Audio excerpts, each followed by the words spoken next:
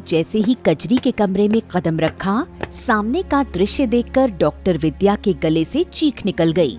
Oh my God, ये impossible है, ये कैसे हो सकता है? डॉक्टर विद्या ने देखा कि कजरी अपने मुंह से नवजात शिशुओं को जन्म दे रही थी। डॉक्टर विद्या बेहोश हो गई। 9 महीने पहले राहुल एक बहुत बड़ा बिजनेसमैन था। शहर में उसकी सबसे अच्छी दोस्त डॉक्टर विद्या थी, जो कि उसकी हम उम्र थी। एक दिन एक रेस्टोरेंट में राहुल विद्या के साथ बैठा हुआ था।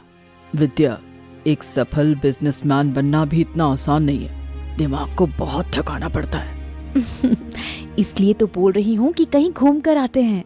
तुम्हारा काम सही है विद्या, बस क्लिनिक में बैठे रहो और पेशेंट को देखते रहो। राहुल, सबकी फील्ड में अपनी अलग अलग मेहनत होती है। दरअसल विद्या राहुल को पसंद करती थी, लेकिन कभी उससे बोलने की हिम्मत नहीं जुटा पाई। ठीक है, तुम बताओ कहाँ चले? किसी पहाड़ी इलाके चलते हैं। विद्या के कहने पर राहुल विद्या के साथ मसूरी के पहाड़ी इलाकों में घूमने चला गया। एक दिन राहुल पहाड़ों की सैर कर रहा था कि तभी उसकी नजर एक सुंदर लड़की से टकराई। राहुल उसके पास जाकर बोला, मेरा नाम राहुल है। हाँ, लेकिन मैंने आपसे आपका नाम नहीं पूछा। मैं इन पहाड़ों में अपनी दोस्त के साथ घूमने के लिए आया हूँ। तब तो आप बिल्कुल सही इंसान के पास आए हैं। मैं इन पहाड़ों का चप्पा चप्पा की सैर कर रहा था कि तभी उसकी नजर एक सुंदर लड़की से टकराई। राहुल उसके पास जाकर बोला, मेरा नाम राहुल है।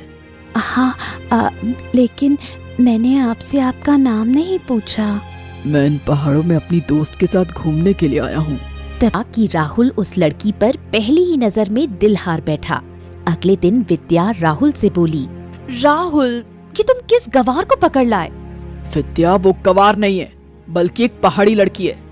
मैं उससे प्रेम कर बैठा हूँ। राहुल कजरी से शादी करके उसे अपने घर ले आया। कजरी बहुत ही पूजा पाठ करने वाली और ईश्वर पर आस्था रखने वाली लड़की थी। राहुल की माँ राहुल के इस कदम से बिल्कुल भी खुश नहीं थी। राहुल की माँ, राहुल, तुमने ऐसा कदम उठाकर बिल्कुल भी अच्छा नहीं किया। माँ, आप भी मेरी शादी किसी लड़की से ही करती तो फिर कजरी ही सही। और कजरी में बुराई क्या है? तभी राहुल की छोटी बहन दिशा वहाँ आकर बोली, भैया, कमी है। भाभी हमारी बराबरी की नहीं है। ये सब पुराने जमाने की बातें हैं दिशा। समय ऐसे ही गुजरता गया। एक दिन राहुल की माँ राहुल से बोली, तुम्हारी शादी को 1 साल से अधिक हो गया है और मैं अभी तक अपने पोते के सुख से वंचित हूँ। चिंता मत करो माँ, मैं आज ही कजरी को डॉक्टर के पास ले जाता हूँ। राहुल कजरी को अपनी दोस्त डॉक्टर विद्या की क्लिनिक में ले गया। चेकअप करने के बाद विद्या राहुल की ओर देखकर बोली, मुझे ये कहना अच्छा तो नहीं लग रहा राहुल, लेकिन तुम्हारी पत्नी कभी भी माँ नहीं बन सकती। ये क्या कह रही हो तुम? मैं सही कह रही हूँ, तुम्हारी पत्नी बांझ है। डॉक्टर विद्या के शब्द कजरी के ऊपर पहाड़ बनकर टूटे। घर पर जाकर वो भगवान की मूर्ति के सामने फूट फूट कर रोने लगी। हे भगवान, तूने मेरी ऐसी किस्मत क्यों लिखी? तभी राहुल की माँ क्रोधित होकर बोली, अरे, किस्मत तो मेरे बेटे की फूट गई जो तुझे ब्याह लाया। मैं अपने बेटे की दूसरी शादी डॉक्टर विद्या से करवा कर मानूंगी।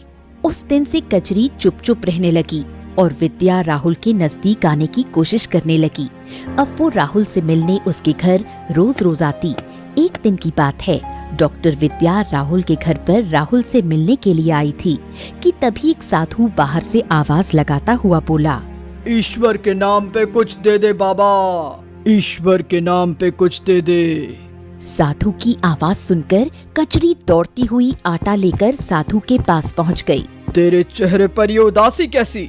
तभी डॉक्टर विद्या बाहर निकलकर कजरी का मजाक उड़ाने लगी। वो कजरी का मजाक उड़ाने का हमेशा कोई बहाना ढूंढती रहती थी।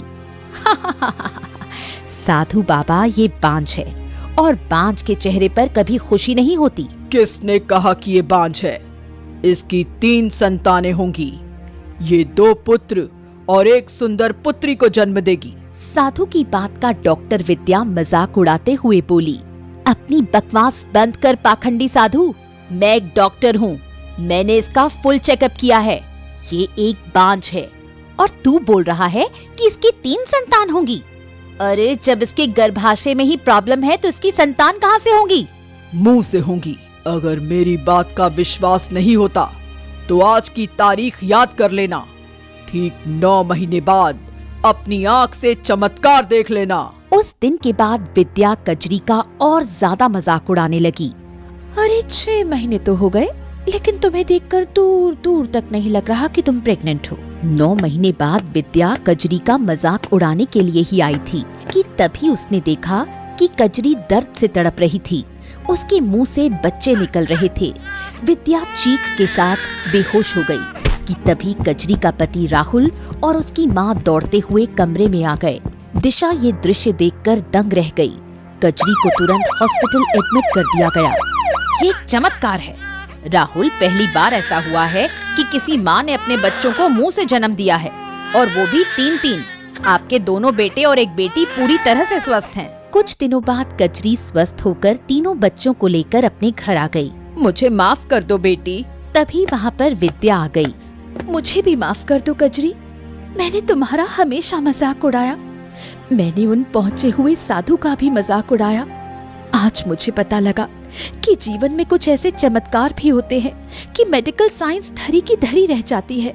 उस दिन के बाद कजरी की इज्जत ससुराल में बहुत ज्यादा बढ़ गई। दोस्तों, आप सभी